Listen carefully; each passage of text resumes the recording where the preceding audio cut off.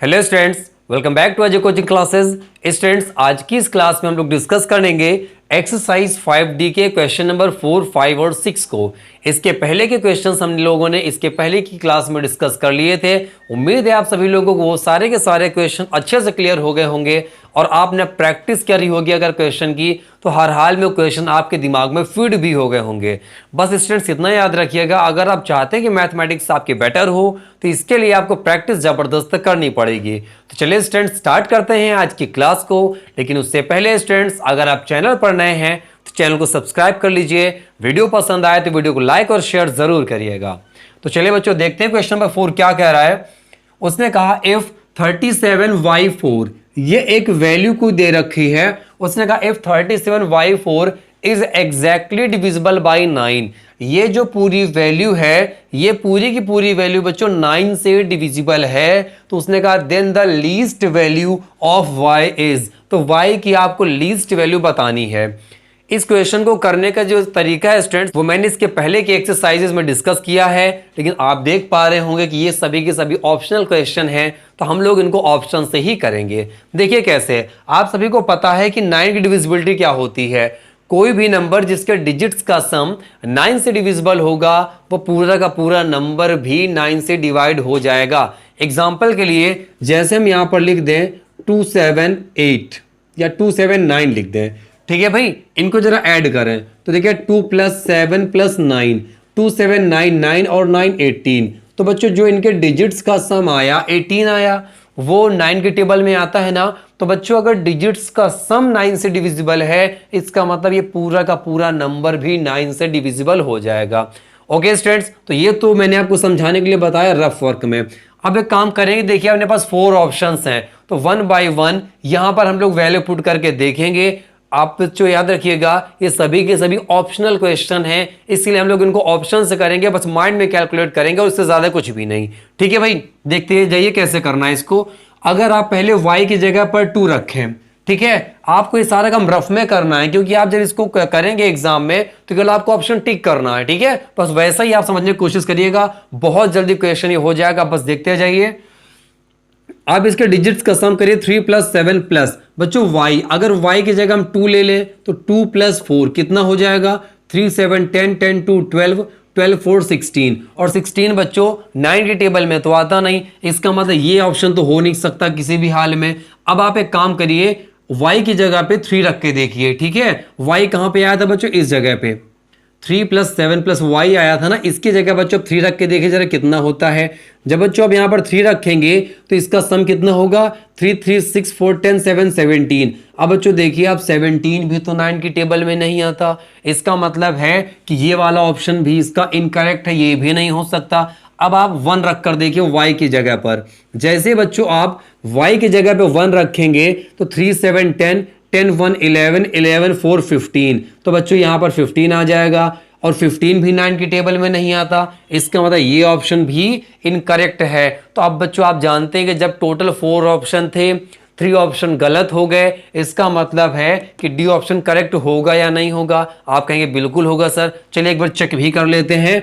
1 की जगह बच्चों रख देते हैं 4, अब की बार कितना होगा, 3 7 10 10 4 14 14 4 18, तो बच्चों अब की बार आ गया देखिए 18, और आप सभी लोग जानते हैं कि 18 9 की टेबल में आता है।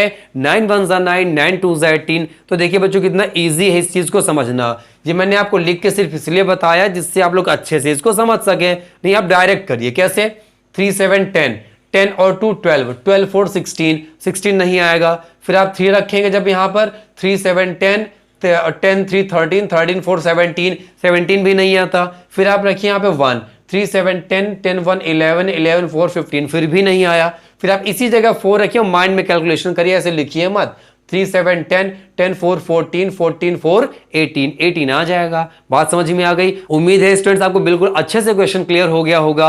मुझे सिर्फ इसलिए इतना ज्यादा टाइम लगा क्योंकि मुझे आपको अच्छे से एक्सप्लेन करना था, नहीं तो ये क्वेश्चन मुश्किल से 5 से 6 सेकंड्स का है। चलिए अब देखते हैं इसी टॉपिक पर बेस्ड अगला क्वेश्चन, जिसमें उसने कहा है if 4xy7 is exactly divisible by 3 then the least value of x plus y is। ठीक है बच्चों, उसने कहा कि अगर ये पूरी की पूरी वैल्यू 3 से डिविजिबल है बच्चों आपको मैंने अभी 9 की डिविजिबिलिटी बताई ना, तो 9 की डिविजिबिलिटी में क्या देखा आपने कि अगर डिजिट्स का सम 9 से डिविजिबल है तो पूरा का पूरा नंबर भी 9 से डिविजिबल हो जाएगा। सेम वैसा ही 3 की डिविजिबिलिटी में होता है कि अगर जो यहां पर डिजिट्स दिए गए हैं उनका सम 3 से डिविजिबल है तो पूरा का पूरा नंबर 3 से डिविजिबल होगा। तो स्टूडेंट्स अगर हमें डिविजिबिलिटी देखनी है यहां पर 3 की और फाइंड करना है वैल्यू x प्लस वाई की, तो सिंपली आप इनके डिजिट्स का सम करिए। 4 plus x plus y plus 7। यहां पर बच्चों x प्लस वाई ऐसे आ जाएगा कि नहीं आ जाएगा? आपको इसी की जगह पे कोई वैल्यू सेलेक्ट करनी है इन चारों में से, जिससे कि इसके डिजिट्स का जो सम है बच्चों 3 से डिविजिबल हो। और अगर बच्चों इसके डिजिट्स का सम 3 से डिविजिबल होगा तो गारंटी है इस बात की कि ये पूरा का पूरा नंबर भी 3 से डिविजिबल हो जाएगा। तो 1 बाय 1 वैल्यू रखते हैं। पहले बच्चों रखेंगे 1। अगर इस पूरे की जगह पे 1 रखें तो कितना आएगा देखते जाइएगा। 4 1 5 5 7 12। कितना आ गया बच्चों? 12। अब आप चेक करिए क्या 3 की टेबल में 12 आता है? तो आप तुरंत कहेंगे हाँ सर 3 की टेबल में 12 आता है। तो आप समझ गए होंगे कि क्या 3 की टेबल में 12 आता है और x प्लस वाई की जगह हमने 1 पुट किया तो यही इसका करेक्ट आंसर हो जाएगा।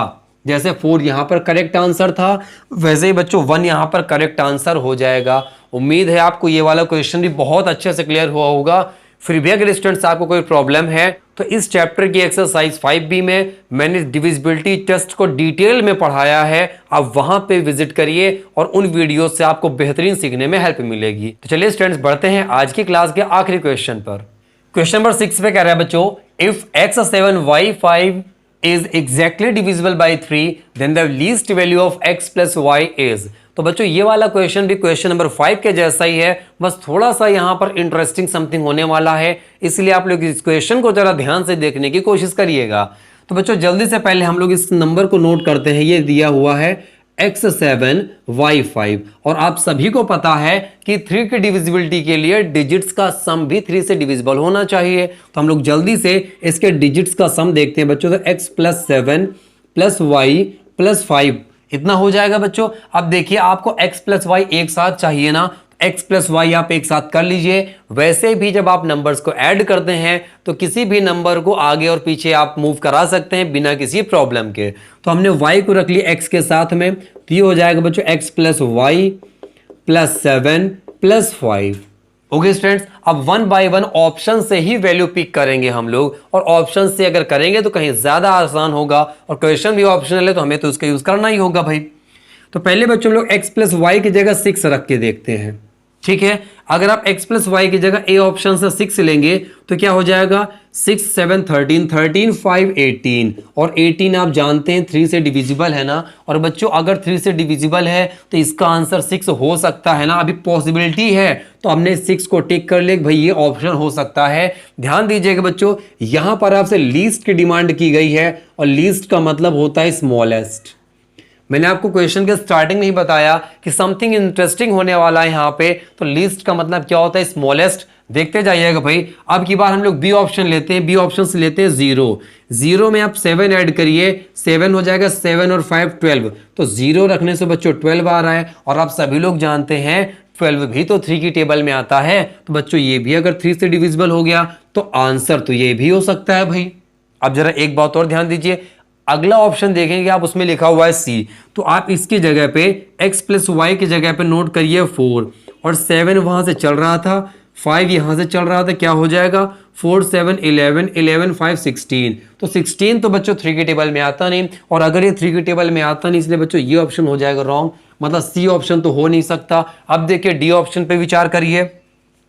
x प्लस वाई की जगह बच्चों आप रख दीजिए 3 प्लस नेक्स्ट में है 7, इसके बाद दिया है 5, ऐड करिए जरा 3 7 10 10 और 5 15 और 15 भी बच्चों 3 की टेबल में आता है। तो 3 रखने से भी डिजिट्स का सम 3 से डिवाइड हो रहा है, इसका मतलब पूरा पूरा नंबर भी 3 से डिवाइड होगा। तो ये भी सही है, इसका मतलब है डी ऑप्शन भी करेक्ट हो सकता है। तो शायद आपने फर्स्ट टाइम देखा होगा कि किसी क्वेश्चन में आपको 3 ऑप्शन करेक्ट दिख रहे हैं। अभी तक क्या देखते थे? 4 ऑप्शन में से 3 इनकरेक्ट होते थे, 1 करेक्ट होता था। अब की बार 3 करेक्ट लग रहे हैं और उनमें 1 इनकरेक्ट है, लेकिन 3 के तीनों ऑप्शन तो सही हो नहीं सकते, इतना तो आप लोग भी जानते हो भाई। तो देखिए क्वेश्चन ने आपसे कहा था लीस्ट, लीस्ट मतलब स्मॉलेस्ट, उसके अकॉर्डिंग तो ये वाला ऑप्शन करेक्ट होना चाहिए भाई, इसका जहां मैंने बॉक्स बनाया है ये वाला ऑप्शन करेक्ट होना चाहिए था। लेकिन एक बात आप ध्यान दीजिए, टू नंबर्स का सम कभी भी जीरो नहीं होता, और हम लोग जिन नंबर्स की यहां पर बात कर रहे हैं बच्चों वो सभी के सभी पॉजिटिव नंबर हैं। आप छोटे से छोटे नंबर्स को ऐड करिए, 1 में अगर 1 ऐड कर देंगे तब भी 2 हो जाएगा, 1 में अगर आप 0 ऐड कर देंगे तब भी 1 होगा। कभी भी पॉजिटिव नंबर्स को ऐड करने से जीरो पॉसिबिलिटी हो ही नहीं सकती। ठीक है भाई। अच्छा, एक तो रीजन ये हो गया कि ये ऑप्शन क्यों नहीं होगा। दूसरा रीजन सुनिए, x आया है बच्चों स्टार्टिंग में, और आप सोचिए अगर स्टार्टिंग में आपने 0 रख दिया, स्टार्टिंग में आपने 0 रख दिया तो वहां पर वो नंबर में 0 काउंट होगा ही नहीं।